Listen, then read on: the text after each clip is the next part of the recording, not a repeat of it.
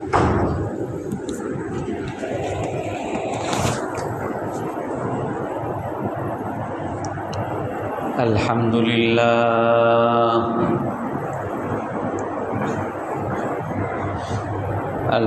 لله نحمده ونستعينه ونستغفره ونؤمن به ونتوكل عليه ونعوذ بالله من شرور أنفسنا ومن سيئات أعمالنا من يهده الله فلا مضل له ومن يضلله فلا هادي له ونشهد أن لا إله إلا الله وحده لا شريك له ونشهد أن سيدنا ومولانا محمدا عبده ورسوله أرسله بالحق بشيرا ونذيرا بين يدي الساعة من يطع الله ورسوله فقد رشد واهتدى ومن يعصهما فقد ضل وغوى أما بعد فأعوذ بالله من الشيطان الرجيم بسم الله الرحمن الرحيم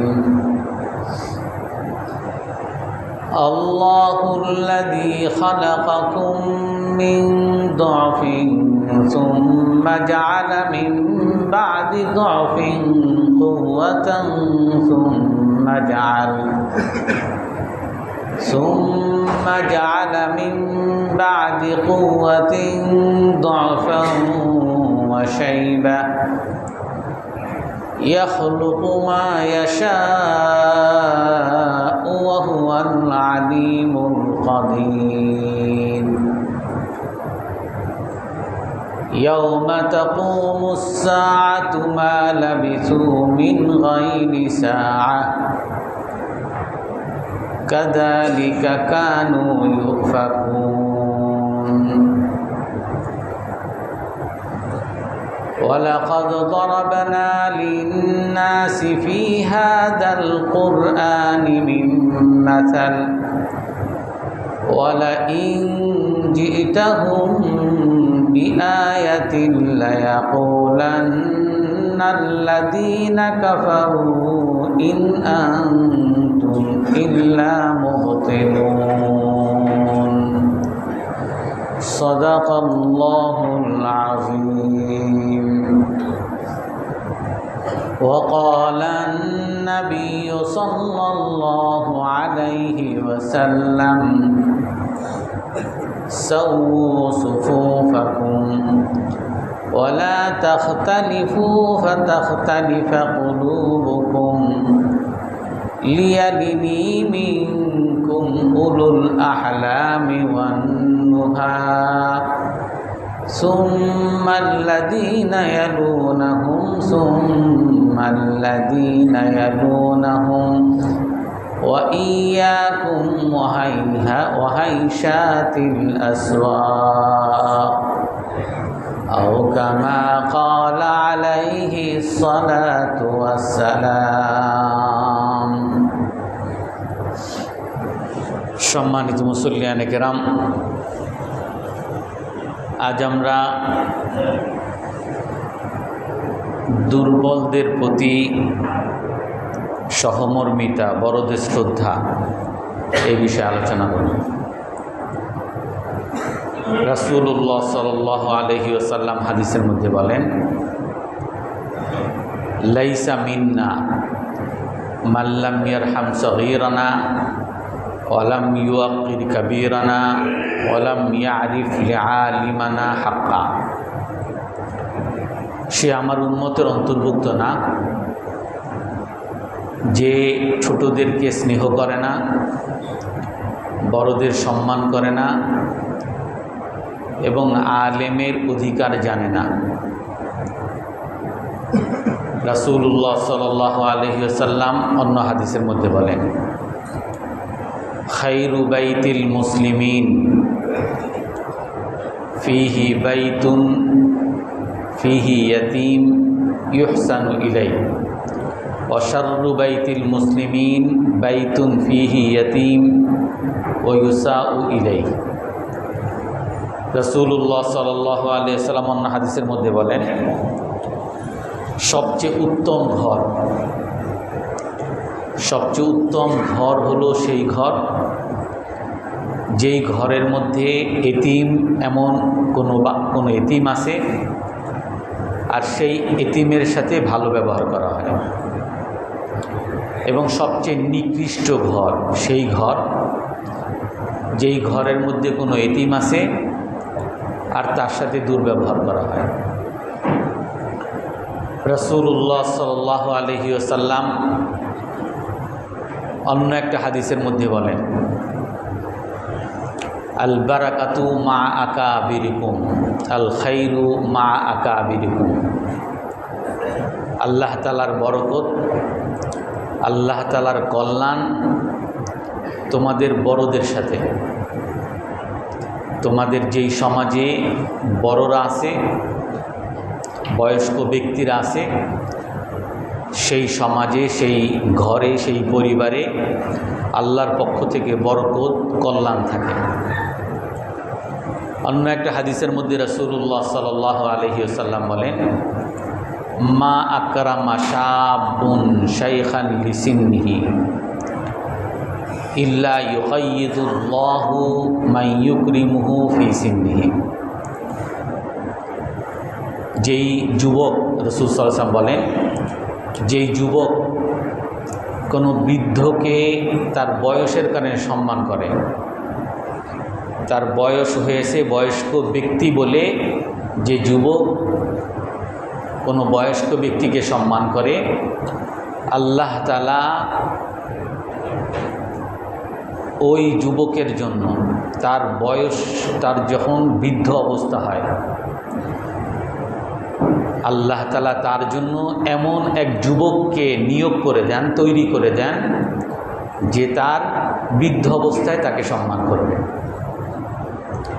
যেটা অন্য জায়গার মধ্যে আল্লাহ তাআলা বলে, রাসূল সাল্লাল্লাহু আলাইহি ওয়াসাল্লাম বলেন, কামা তাদিনু তুদান। তুমি যেমন করবে তেমন তোমার সাথে করা হবে। তুমি যদি আজ বড়দের সাথে সম্মান করো, তো তুমি যখন বুড়া হবা তখন এই ছোটরা তোমার সাথে সম্মান করবে। এবং এই কথা মনে রাখার জন্য সবসময় প্রতিটা মানুষের মাথায় যাতে এই বিষয়টা থাকে, আল্লাহ তাআলা কোরআনে কারীমের মধ্যে বলেন, আল্লাহুল্লাযী খালাকাকুম মিন দুআফিন সুম্মা জাআলা মিন বা'দি দুআফিন কুওয়া সুম্মা জাআলা মিন বা'দি কুওয়াতিন দুআফান ওয়া শাইবা ইয়াখলুকু মা ইয়াশা ওয়া হুয়াল আলিমুল কাদির। আল্লাহ তাআলা বলেন যে আল্লাহ তাআলা তোমাদেরকে সৃষ্টি করেছেন দুর্বল অবস্থায়। দুনিয়ার যত মানুষ যখন মায়ের পেট থেকে বের হয়, তার মতো দুর্বল পৃথিবীতে আর কেউ নেই। না সে নিজে খাইতে পারে, না যে তার পেশাব পায়খানা পরিষ্কার করতে পারে, না সে কোনো কাপড় চোপড় পরতে পারে, না খাবারের ব্যবস্থা করতে পারে, কোনো কিছুই পারে না। আল্লাহ তাআলা বলেন, আল্লাহুল্লাযী খালাকাকুম মিন দুআফ। আল্লাহ তাআলা তোমাদের সকলকে দুর্বল অবস্থায় সৃষ্টি করছেন, কোনো কিছুই তোমার করার ছিল না। সুম্মা জাআলা মিন বাদি দুআফিন কুওয়া, তারপরে আল্লাহ তাআলা তোমার এই দুর্বল অবস্থার পরে শক্তিশালী বানায়। মানুষ যখন শিশু থাকে দুর্বল, তারপরে আল্লাহ তাআলা তাকে ধীরে ধীরে মা বাবার সেবার কারণে, মা বাবার আন্তরিক সেবা, যেই সেবা পৃথিবীর কারো কাছ থেকে পাওয়া সম্ভব না, ভালোবাসার সেবা, এরকম মা বাবার ভালোবাসার সেবার পাওয়ার কারণেই তোমাকে শক্তিশালী বানায় আল্লাহ তাআলা। প্রথমে দুর্বল, তারপরে শক্তিশালী। সুম্মা জাআলা মিন বাদি কুওয়াতিন দুআফা ওয়া শাইবা, আল্লাহ তাআলা তারপরে তোমার শক্তিশালী যৌবনকালের পরে আবার আল্লাহ তাআলা তোমাকে দুর্বল বানায় এবং বৃদ্ধ বানায়। আল্লাহ তাআলা প্রতিটা মানুষের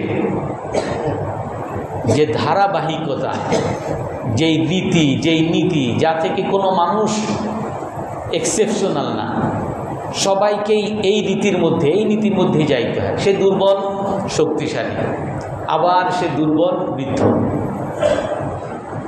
আর যার কারণে আল্লাহ তাআলা এই কথা বলে কি বলেন, ইয়াখলুকু মা ইয়াশা ওয়া হুয়াল আলিমুল কাদির, আল্লাহ তাআলা যা চান তাই সৃষ্টি করেন এবং আল্লাহ তাআলা জানেন এবং ক্ষমতাবান।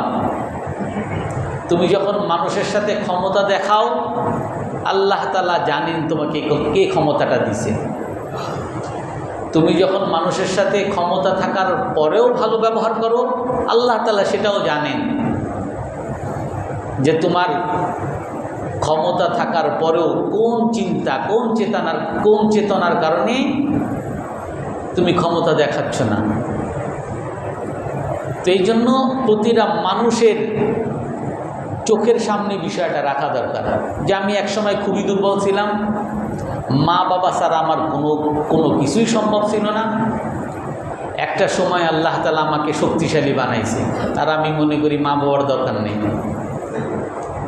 মা বাবার সাথে বেয়াদবি শুরু করি, মা বাবার সাথে খারাপ ব্যবহার করা শুরু করি, এবং এই সময়টায় আমি আমার ওই ছোটোবেলার দুর্বল অবস্থাকে পুরোটাই ভুলে যাই। তারপরে আল্লাহ তাআলা ওই পরিণতির সম্মুখীন আবার প্রতিটা মানুষকে করে। আমি যেমন যুবক থাকা অবস্থায় মা বাবারকে সম্মান করি নাই, মা বাবার কোনো যত্ন করি নাই, মা বাবার কোনো সেবা করি নাই, মা বাবার তার কোনো কথা শুনি নাই, ওই একই অবস্থা আল্লাহ তাআলা আমাকে আবার বৃদ্ধ বানায়।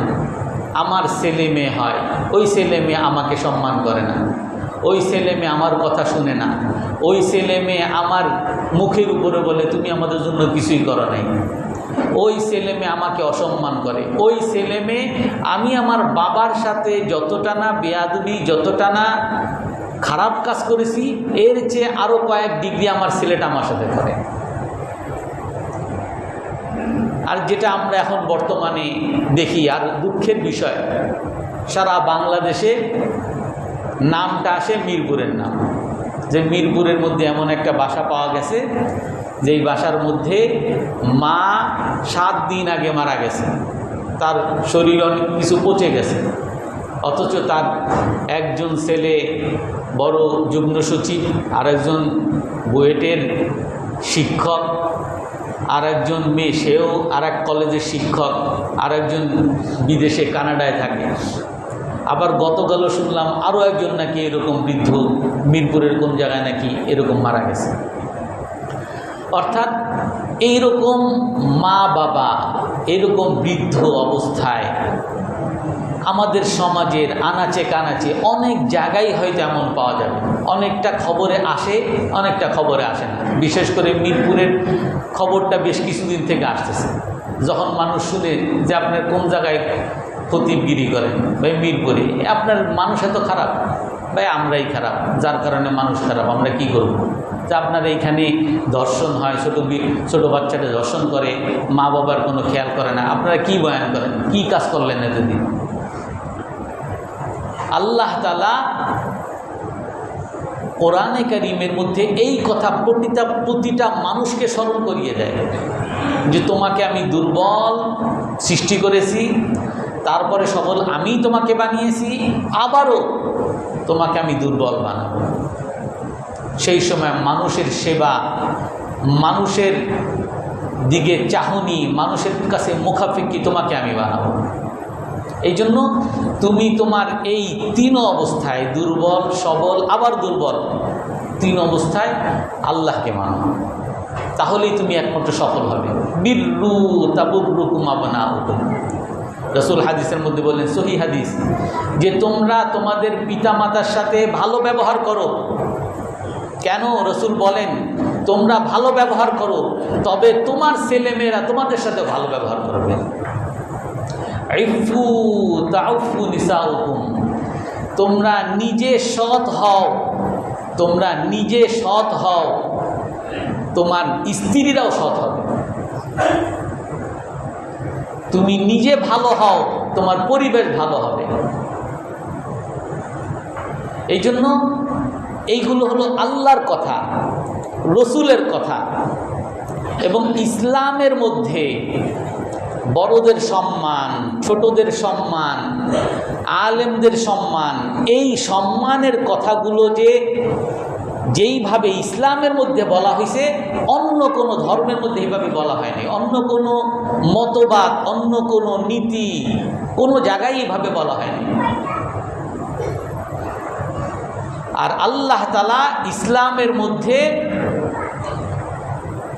বড়দেরকে সম্মান করা, ছোটদেরকে স্নেহ করা, আলেমকে সম্মান করা, এই বিষয়গুলোকে শুধুমাত্র জাগতিক সুখের জন্য আল্লাহ তাআলা বলেন নাই। জাগতিক সুখ তো আসবেই, জাগতিক সুখও আসবে, এবং এইগুলো মানার দ্বারা আল্লাহ তাআলা বিনা হিসাবে জান্নাতও দিবেন। কারণ রাসূল সাল্লাল্লাহু আলাইহি ওয়াসাল্লাম সরাসরি হাদিসে বলতে বলছেন, আল ওয়ালিদু আওসাতু আবওয়াবিল জান্নাহ ফাইন তুরিদ হাক্কাহা ওয়া ইন তুরিদ দাইয়াহা। তোমার পিতা তোমার জান্নাতের মূল গেট, প্রধান দরজা। তুমি যদি জান্নাতে যেতে চাও, বাবার সেবা করো। তুমি এখন চিন্তা করো, তুমি এই জান্নাতের গেট তোমার জন্য তৈরি রাখতে চাও নাকি ধ্বংস করতে চাও। রসুলের ভাষা এরকম, সহিহ হাদিস, আমি যেগুলো বলতেছি সবগুলোই সহিহ হাদিস। অন্য হাদিসের মধ্যে আছে আল জান্নাতু তাহতা আকদামিল উম্মাহাত, জান্নাত মায়ের পায়ের নিচে, বেহেশত মায়ের পায়ের নিচে। যদি তুমি জান্নাত পেতে চাও, মায়ের পায়ের নিচে তুমি জান্নাত খুঁজো। এক সাহাবী রসুলের কাছে আসছেন, হে আল্লাহ রসুল, আমি জেহাদে যাইতে চাই, জেহাদে গিয়ে শহীদ হইতে চাই। রসুল বলেন, তোমার কি বাবা মা আছে? যে হ্যাঁ, আমার বাবা মা আছে। ফাফিহি মা ফাজাহিদ, রসুল বলেন যে তুমি তোমার এই বাবা মায়ের মধ্যে জেহাদ করো। তোমার জেহাদ হলো তোমার বাবা মায়ের খেদমত করা, বাবা মায়ের সেবা করা। যদি তুমি তাদের সেবা করতে পারো, তুমি শহীদ হয়ে যেইভাবে জান্নাতে যাওয়ার আশা করো, এর চেয়ে বেশি আশা বিনা হিসাবে জান্নাতে যাওয়ার আশা করতে পারো বাবা মায়ের খেদমতের দ্বারা। কোরআনে কারীমের মধ্যে আল্লাহ তাআলা প্রধান, ইসলামের প্রধান স্তম্ভ তাওহীদ, একত্ববাদ, এক আল্লাহ ছাড়া সবাইকে অস্বীকার করা। আর ইসলামের মধ্যে সবচেয়ে বড় গুনাহ শিরিক, আল্লাহর সাথে কাউকে অংশীদারিত্ব সৃষ্টি করা। সবচেয়ে বড় ইবাদত, ইসলামের মৌলিক স্তম্ভ তাওহীদ। এই তাওহীদের আদেশের সাথে সাথে আল্লাহ তাআলা কি আদেশ করেছেন মুসলমানকে? আল্লাহ তাআলা কোরআনে কারীমের মধ্যে বলেন, وَقَضَى رَبُّكَ أَلَّا تَعْبُدُوا إِلَّا إِيَّاهُ وَبِالْوَالِدَيْنِ إِحْسَانًا। তোমার পালনকর্তা সিদ্ধান্ত দিয়েছেন তোমাদেরকে যে তোমরা এক আল্লাহ ছাড়া কারো ইবাদত করবে না, একমাত্র আল্লাহরই ইবাদত করবে। ইসলামের মৌলিক স্তম্ভ। দ্বিতীয় আদেশ কি বলেন? ওয়াবিল ওয়ালিদাইনি ইহসানা, পিতামাতার সাথে ভালো ব্যবহার করা। ইসলামের প্রথম আদেশ তাওহীদের আদেশ, একত্ববাদের আদেশের দ্বিতীয় নম্বরেই আল্লাহ তাআলা ঘোষণা করেন যে তোমরা পিতামাতার সাথে ভালো ব্যবহার করো। পিতামাতার সাথে কেমন ভালো ব্যবহার করবে সেটাও আল্লাহ তাআলা বিস্তারিত বলে দেন। এক আয়াতেই শুধু বলেন নাই, কয়েক আয়াতেই বলেছেন। ইম্মা ইয়াবলুগান্না ইনদাকাল কিবারা আহাদুহুমা আও কিলাহুমা ফালা তাকুল লাহুমা উফফিন ওয়ালা তানহারহুমা ওয়া কুল লাহুমা কাওলান কারীমা। আল্লাহ তাআলা বলেন, তুমি যদি তোমার পিতা অথবা মাতা অথবা উভয়কেই বা দুইজনের কোনো একজনকে বৃদ্ধ অবস্থায় পাও, এটা তোমার জন্য একটা খুশনসিব, এটা তোমার জন্য একটা সৌভাগ্য যে তুমি তোমার বাবা মা অথবা বাবা মা দুজনকে বৃদ্ধ অবস্থায় পেয়েছো। যদি পাও তাহলে এটা তোমার সৌভাগ্য। তুমি তোমার এই সৌভাগ্যকে কিভাবে বরণ করবে? আল্লাহ তাআলা বলেন, ফালা তাকুল লাহুমা উফ ওয়ালা তানহারহুমা ওয়া কুল লাহুমা কাওলান কারীমা। আল্লাহ তাআলা বলেন, এই পিতা মাতাকে কখনো তোমরা উফ বলবে না, কখনো তোমরা উফ বলবে না। উফ বলবে না মানে কি? তোমার পিতা মাতা বয়স হয়ে গেলে কাউকে পায় না কথা বলার জন্য, তোমাকে পেলেই কথা বলা শুরু করে। তোমার যে অফিসের টাইম শেষ হয়ে যায় সে বুঝে না। তুমি যে সারাদিন অফিস করে অনেক ক্লান্ত হয়ে বাসায় আসছো, তুমি যে জামা কাপড় খুলবে এটাও বুঝে না। বাসায় ঢোকার সাথে সাথে তোমার বাবা বলা শুরু করবে আমার ওষুধ নাই। বাসায় ঢোকার সাথে সাথে বলা শুরু করবে তোর ছেলে এমন করছে, তোর মেয়ে এমন করছে, তোর স্ত্রী এমন করছে। আর এই সব কিছু ঝামেলা বাবা মা যখন বৃদ্ধ হবে তখন করতেই পারে, কিন্তু কখনো কখনো আল্লাহ তাআলা সতর্ক করেন যে কোনো সময় কোনো কথাবার্তা তোমার পিতা মাতার কাছ থেকে শোনার পরে তুমি যদি বিরক্তি প্রকাশ করো, তোমার জান্নাত শেষ। উফ, আল্লাহ তাআলা বলেন, ফালা তাকুল লাহুমা উফ, কখনো বলবে না উফ বাবা।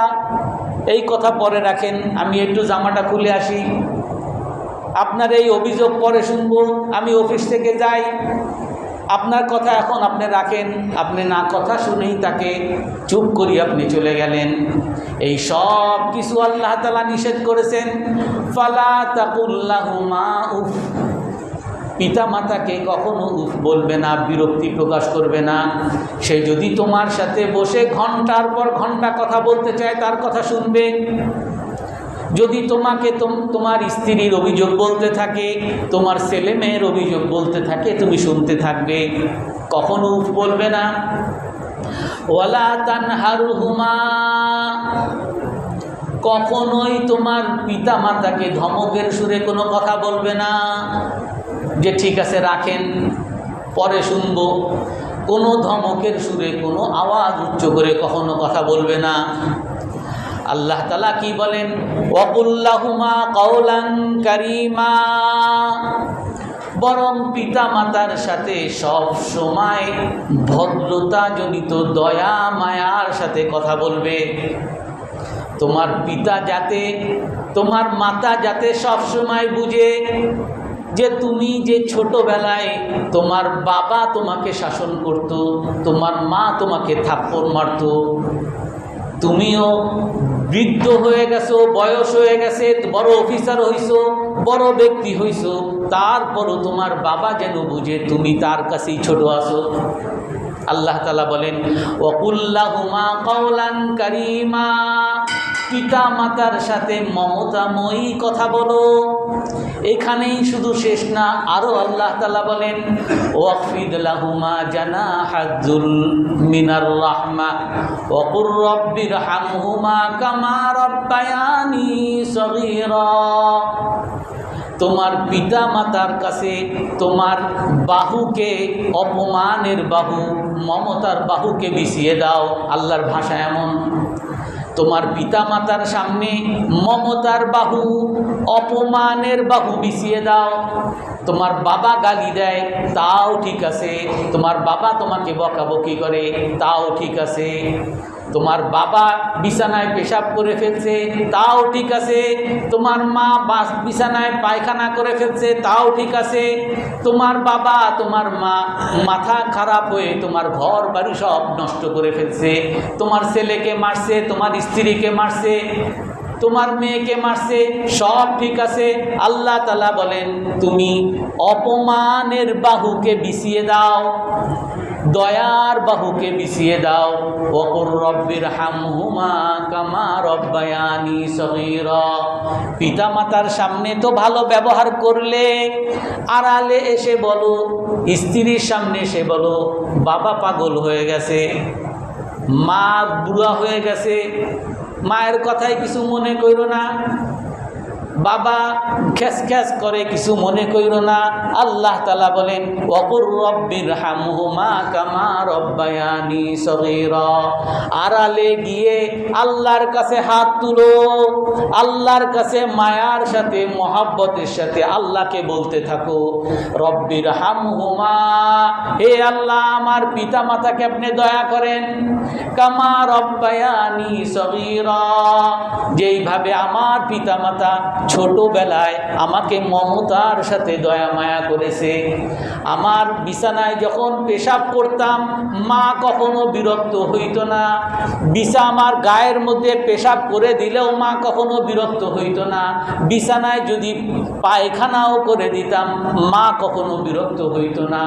মা নিজের কাপড় চুপড় সব ভিজা থাকতো, কিন্তু আমাকে একটা শুকনা জায়গায় শোয়াইয়া দিত, আমার যাতে ঠান্ডা না লাগে এই জন্য মা হয়তো ভিজা জায়গায় নিজেই শুয়ে থাকতো, আমাকে একটা ভালো জায়গায় শোয়াইতো। আমাকে হয়তো বা গরমের কারণে আমি ঘুমাইতে পারি না, ফ্যান পুরাটাই আমাকে দিয়ে দিত, মা সারা রাত ছটফট করে করতে করতে সে ঘুমাইতো।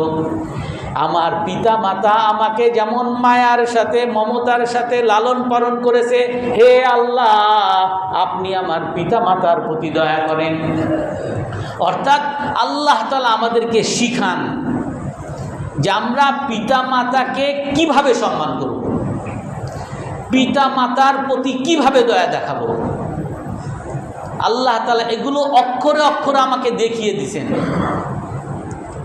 আর আল্লাহ তাআলার এই সকল কথাগুলো যদি আমরা না শুনি, এই সকল নির্দেশনার কথা যদি আমরা না মানি, বড় হাজী সাহেব হইতে পারি, বড় আলেম হইতে পারি, বড় দিনদার হইতে পারি, বড় নামাজি হইতে পারি, কিন্তু রসুলের ভাষা আল জান্নাতু তাহতা আকদামিল উম্মাহাত, বেহেশত হলো মায়ের পায়ের নিচে।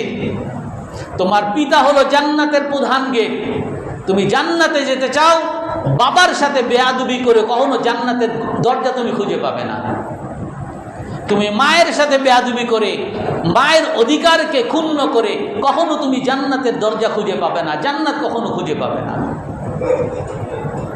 এই জন্য আল্লাহ তাআলা আমাদেরকে ইসলামের মধ্যে পিতা মাতার প্রতি ভালো ব্যবহারের কথা যেইভাবে বলা হয়েছে, অন্য কোনো মতবাদ, অন্য কোনো আদর্শ কোনো জায়গায় এবং এভাবে বলা হয়নি।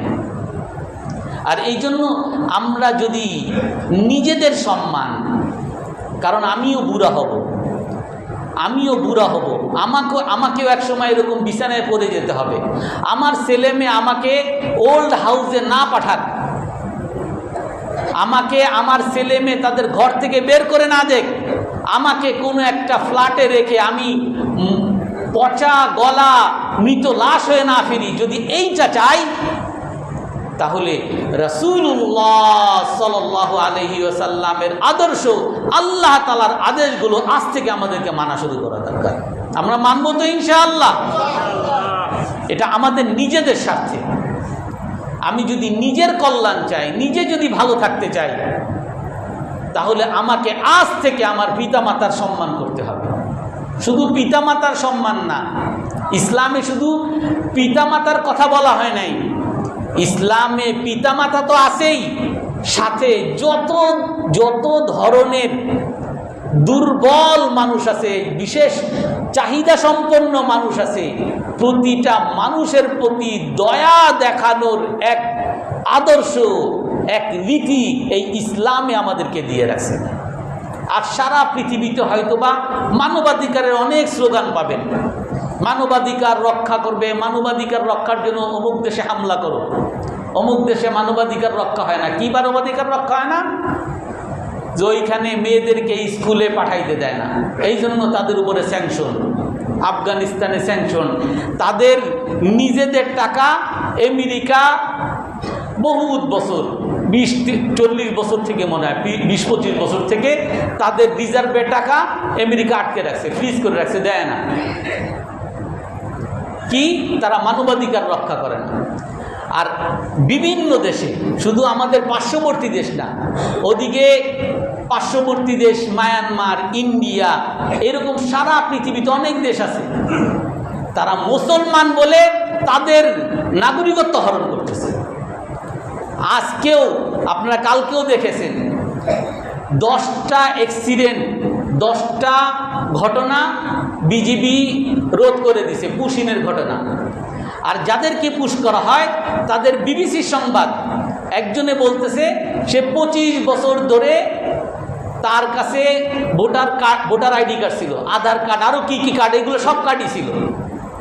তাকে বলা হয়েছে যে তোমার পিতা মাতার জন্ম নিবন্ধন কার্ড বাইর করো। আপনারা এইখানে যারা আছেন কয়জন পারবেন আপনার বাবা মায়ের জন্ম নিবন্ধন বের করতে? আমি যখন জন্ম নিবন্ধন করতে গেছি, জন্ম নিবন্ধন করতে হলে আপনার পিতামাতার জন্ম নিবন্ধন লাগবে, আমার পিতামাতার জন্ম নিবন্ধনই করে নাই। ঠিক আছে, তাহলে ভোটার আইডি কার্ড নিয়ে আসেন। অর্থাৎ এইরকম বিভিন্ন অজুহাত দিয়ে তাদেরকে বিতাড়িত করার এক ব্যবস্থা করতেছে, অথচ তাদের দেশ, তাদের বাড়ি, তাদের ঘর, তারা 20-30 বছর ধরে ছেলে মেয়ে নিয়ে সবাই আছে, তাদেরকে বের করে দিচ্ছে। অথচ এইখানে কোনো মানবাধিকার শুনবেন না। দোষ হইল তারা মুসলমান। ওইখানে রোহিঙ্গাদেরকে তাদের ঘর বাড়ি টাকা পয়সা সব জ্বালিয়ে পুড়িয়ে ছারখার করে দিয়ে বাংলাদেশে ঢুকিয়ে দিছে। এইখানে মানবাধিকারের স্লোগান শুনবেন, শুধু বুলি শুনবেন, কিন্তু কার্যকর কোনো পদক্ষেপ শুনবেন না। আগে এক সময় ইউরোপীয় ইউনিয়ন থেকে রোহিঙ্গাদেরকে খাওয়া দাওয়ার জন্য টাকা পয়সা দেওয়া হইতো, এখন সেই টাকা পয়সাও আগে দিত $10 করে, এখন সেইটা $2, কোনো সময় দেয়ও না। পুরাপুরি বাংলাদেশকে এখন বহন করতে হয়, অধিকাংশ টাকাই বহন করতে হয়। অর্থাৎ মুসলমান হওয়ার কারণে তাদের পুরো দেশ, ঘর বাড়ি সব কিছু থেকে তাদেরকে নির্বাসন করা হয়। এটা তো শুধু নির্বাসন, সারা পৃথিবীতে আমেরিকা, ইউরোপ, অস্ট্রেলিয়া শুধু মুসলমান হওয়ার কারণে অপমানিত হতে হয়। নাম মুসলমান, চাকরি পাবে না। নাম মুসলমান, তার প্রতি সন্দেহ করা হবে, জঙ্গি বানানো হবে, সন্ত্রাসী বানানো হবে, অমুক করা হবে, তমুক করা হবে। নাম মুসলমান, বোমা হামলা করে নিষ্পেষিত এক মুহূর্তেই 168 জন ছোট শিশু, বাচ্চা শিশু মেয়েদেরকে হত্যা করা হবে। সারা পৃথিবীতে মুসলমানদের কোনো মানবাধিকার নাই। আর আমরা, দুঃখের ব্যাপার, তারা তো মানবাধিকারের কথা শুধু তাদের রাজনীতির জন্য বলে, মানবাধিকারের কথা তাদের স্বার্থের জন্য বলে, কিন্তু এই বিষয়টা মুসলমান বুঝে না। যখন মুসলমানরাও তাদের কথায় নাচে, সেই জায়গায় দুঃখ লাগে। এই মুসলমানরাও যখন বলা শুরু করে যে বাংলাদেশের মহিলাদেরকে অমুক হুজুরে তার স্ত্রীরে বোরকা পরা ঘরের মধ্যে রাখে, তার মানবাধিকার হরণ করতেছে। তার স্ত্রীরে সে বোরকা পরায়, বাড়িতে রাখে, যা ইচ্ছা তাই করে, সে তার নিয়ে চিন্তা করার এত দরকার না, তারে ঘর থেকে বাইর করতে হবে। অর্থাৎ আমি যেটা বলতে চাচ্ছি, সারা পৃথিবীতে যত নীতির কথা, যত অধিকারের কথা, এগুলো সব তাদের নিজেদের স্বার্থের জন্য বলা হয়। এগুলা মানুষের স্বার্থের জন্য বলা হয় না, মানবতার স্বার্থের জন্য বলা হয় না। এই মানবাধিকারের কথা যা বলা হয় সব নিজেদের স্বার্থের জন্য। আপনারা জানেন, আমরাও বাংলাদেশে সিরিয়ায় একটা সময় সবাই আমরা মনে করতাম কি ওইখানে আইসিস আছে, ওইখানে সন্ত্রাসী আছে, আল কায়দা আছে। সিরিয়ার কথাও শুনলেই ভয় করত, সিরিয়ার কথাও যাতে কেউ মুখে না আনে। অথচ এই সিরিয়াকে আমেরিকা তখনও সাপোর্ট করত। এই সিরিয়ার বর্তমান যিনি প্রধানমন্ত্রী আবু সারা,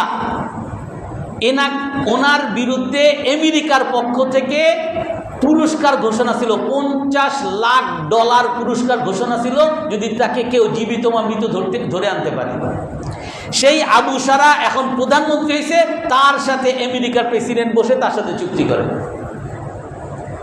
এখন সে আর সন্ত্রাসী নাই, আগে সন্ত্রাসী ছিল, আগে আমেরিকার সাথে মিশে নেয়, এখন আমেরিকা পারে না, এখন আর সন্ত্রাসী নেই। সারা পৃথিবীতে ফিলিস্তিন, সমস্ত আরব বিশ্ব যে ফিলিস্তিন হলো মুসলমানদের ভূমি আর ইসরায়েল হলো দখলদার, ইসরায়েলিরা দখল করছে এবং ইসরায়েলিরা দখল করে সর্বশেষে ঠিক আছে তাও মেনে নিছে, ফিলিস্তিনকে ফিলিস্তিনের রাষ্ট্রে থাকতে দাও, তোমরা তোমাদের জায়গায় থাকো। ইসরায়েলিরা আজ পর্যন্ত ফিলিস্তিনের রাষ্ট্রকে আজ পর্যন্ত তারা স্বীকার করে নাই যে ফিলিস্তিনের কোনো রাষ্ট্র নেই, সব আমাদের, সব তারা এই এখন ফিলিস্তিনের যে গাজাটা যেগুলো সব দখল করে ইসরায়েলের মধ্যে নিবে। এই মানবাধিকারের কথা, এই বিভিন্ন গণতন্ত্রের কথা, এই নীতির কথা, এই শিশুদের কথা, নারী অধিকারের কথা, শিশু অধিকারের কথা, এগুলো সব তাদের স্বার্থের জন্য আর মুসলমানের বিরুদ্ধে ষড়যন্ত্র করার জন্য। আমি গত সপ্তাহে ঈদের দিন বা তার আগের দিন বলেছিলাম, আমাদের বাংলাদেশে একজন বড় বুদ্ধিজীবী আছে, আপনারা সবাই তার নামও জানেন, ডক্টর জাফর ইকবাল। ওনার একটা বই আছে আমেরিকা, ওই বইয়ের মধ্যে উনি লিখছেন, উনি আমেরিকায় ছিলেন, উনি এক সময় পেপারে পড়তেছেন, ওইখানে একটা নুডলস কোম্পানি, স্যুপ কোম্পানি, ওই স্যুপের মধ্যে অধিক মাত্রায় লবণ দেয়। আর আমরা সবাই জানি অধিক মাত্রায় লবণ এটা হাই প্রেশারের জন্য অনেক ক্ষতিকর, হাই প্রেশার বাড়ায়। যেহেতু মানুষ শুনছে যে এই নুডলসের মধ্যে অধিক মাত্রায় লবণ আছে, তো সেই জন্য মানুষ এটাকে আর বেশি কিনে না। সেই নুডলস কোম্পানি তারা একটা বিরাট গবেষণা সংস্থাকে ধরছে, বিজ্ঞানীদেরকে ধরছে, বিজ্ঞানীদেরকে টাকা দিছে, স্পন্সর দিছে, যা আপনারা আমাদের এইটা একটা গবেষণা প্রতিবেদন তৈরি করে দেন। তারা তাদের সেই গবেষণা প্রতিবেদন তৈরি করে দিছেন যে এই কোম্পানির যে লবণ আছে বা যে কোনো লবণ, এই লবণ কোনো প্রেশারের জন্য কোনো ক্ষতি নেই, এই লবণ প্রেশারের জন্য উত্তম, প্রেশারের জন্য ভালো। উনি বলেন যে আমি যখন দেখলাম এই গবেষণাটা কে করছে, কার স্পন্সরশিপ হয়েছে, ক্যাম্পবেল কোম্পানির স্পন্সরশিপ হয়েছে, তখনই আমি বুঝছি যে এই গবেষণা তো হলো সব পয়সা দেওয়া গবেষণা। উনি ওনার বইতে ওইখানে লেখেন যেই এই সব গবেষণা, যে লবণ কোনো ক্ষতি নাই, অনেক গবেষণা আসবে চিনি কোনো ক্ষতি নাই, অনেক গবেষণা আসবে বার্গারে কোনো ক্ষতি নাই, অনেক গবেষণা আসবে ফুচকায় কোনো ক্ষতি নাই।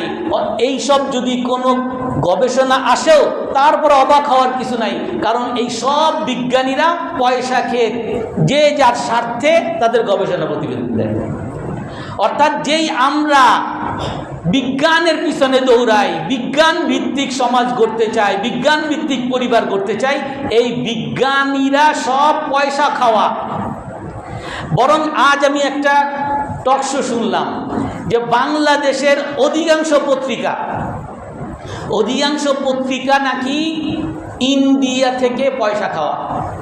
এরা বাংলাদেশে বসেই এমন বয়ান তৈরি করে, মানুষের মধ্যে এমন বুঝ তৈরি করে, যে ইন্ডিয়া ছাড়া আমাদের পক্ষে থাকা সম্ভব না, ইন্ডিয়া বিরাট রাষ্ট্র, তাদের অনুগ্রহ ছাড়া আমাদের থাকা সম্ভব না, তাদের পেঁয়াজ ছাড়া খাওয়া আমাদের সম্ভব না, তাদের চিনি খাওয়া ছাড়া আমাদের সম্ভব না, তাদের অঙ্গরাজ্য খাওয়া ছাড়া আমাদের সম্ভব না। অথচ সারা পৃথিবীতে এইটাকে একটা নীতি বলা হয়, নিজের দেশকে ভালোবাসা। আপনি ইন্ডিয়ায় যাবেন, নিজের দেশকে তারা এত ভালোবাসে, আমাদের এখানেও আছে। ওইখান থেকে ট্রাকওয়ালারা, ট্রাকের ড্রাইভাররা বাংলাদেশে আসে ট্রাক নিয়ে, কিন্তু তাদের এখানে এসে যে খায় পেঁয়াজ রসুন যা খায় সব ইন্ডিয়া থেকে কিনে নিয়ে আসে, এখান থেকে কিছু কিনে না। কেন? এখান থেকে কিনলে আমার দেশের টাকা অন্য দেশে দেওয়া হবে।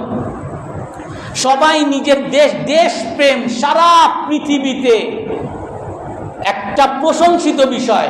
শুধুমাত্র আমাদের বাংলাদেশে অনেক মানুষকে পাওয়া যায় যে কেউ ভারতের প্রেমে নিমজ্জিত, কেউ আমেরিকার প্রেমে নিমজ্জিত, কেউ চায়নার প্রেমে নিমজ্জিত, কেউ বিভিন্ন দেশের প্রেমে নিমজ্জিত। নিজের দেশ প্রেমটা তার মধ্যে থাকে না।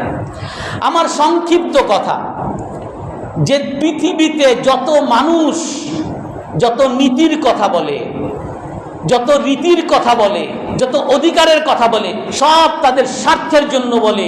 আর যদি মানুষের সুখের জন্য, মানবতার সুখের জন্য, দুনিয়া আখিরাতের সুখের জন্য যেই সমাজ, যেই ধর্ম মানুষের সুখের জন্য বলে, সেটা হলো একমাত্র ইসলাম ধর্ম, আল্লাহ তাআলা, রাসূলুল্লাহ সাল্লাল্লাহু আলাইহি ওয়াসাল্লাম। এই কথা আমাদের মাথায় ঢুকাইতে হবে যে আল্লাহ তাআলার সকল আদর্শের মধ্যেই শান্তি। আমরা এই কথা বলতে পারবো তো? সমস্ত শান্তি আল্লাহ তাআলার আদেশের মধ্যে। বলি আমরা সবাই, সমস্ত শান্তি আল্লাহর আদেশের মধ্যে, সমস্ত অশান্তি আল্লাহ বিরোধী আদর্শের মধ্যে, মুসলিম বিরোধী আদর্শের মধ্যে সমস্ত অশান্তি। আজকে আপনারা দেখেন, আমি একটু পরে করব, আমাদের মসজিদে চামড়া বিক্রি করছি, চামড়ায় অনেক চামড়া আমরা বিক্রি করছি, সেইখানে মাত্র 1,10,000 টাকার মতো হয়তো আমাদের আসছে। অথচ অনেক চামড়া, প্রায় 350 মতো চামড়া। অথচ এই চামড়ার দাম কিন্তু বাংলাদেশে 2006-07 দিকে একটা চামড়ার দাম ছিল 3,000-4,000 টাকার মতো।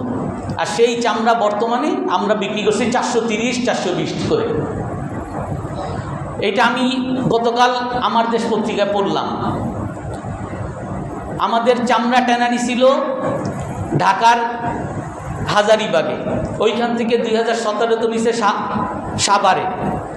তো সাভারে নেওয়ার পরে আমাদের চামড়া আগে যেমন ছিল তেমনই আছে, চামড়ার চাহিদাও সারা পৃথিবীতে অনেক বাড়ছে।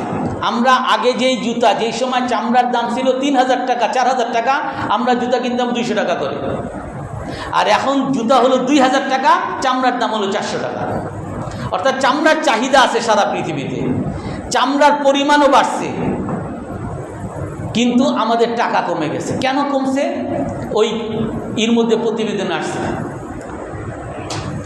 একটা চামড়া ব্যবহারের জন্য বা চামড়া রপ্তানির জন্য বা যারাই ব্যবহার করে, এই চামড়া রপ্তানির জন্য একটা সনদ লাগবে, আন্তর্জাতিক জাতিসংঘ থেকে একটা সনদ লাগবে, MDG সনদ, পরিবেশের সনদ।